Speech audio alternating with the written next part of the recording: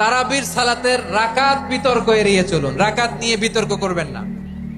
8 রাকাত 20 রাকাত নিয়ে যে মারামারি এই দেশে, এটা শয়তানের ফন্দি।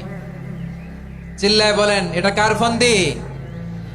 আমরা 20 রাকাত পড়ি, আপনারা হয়তো 8 রাকাত পড়েন, কোনো অসুবিধা নাই।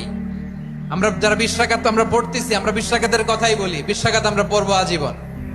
সৌদি আরবে মক্কা মদিনায় 20 রাকাত পড়ে, কোনো অসুবিধা নাই। অন্যান্য মসজিদ গুলো 8 রাকাত পড়ে। এই নিয়াদের মধ্যে মারামারি আছে?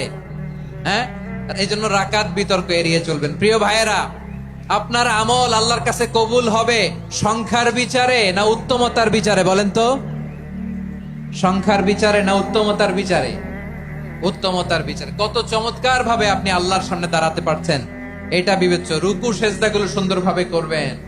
রুকু থেকে সোজা হয়ে দাঁড়ানো ওয়াজিব। 2 সেজদার মাঝখানে সোজা হয়ে বসা ওয়াজিব। এই তা'দীলুল আরকান বাদ দিলে হানাফি মাযহাব মতে সৌ সেজদা দিতে হবে। অন্য মাযহাব মতে নামাজি হবে না, আপনি নামাজি হবে না। এই জন্য ধীর স্থির ভাবে তারাবির সালাত যেন আমরা আদায় করি। পারা যাবে তো ইনশাআল্লাহ?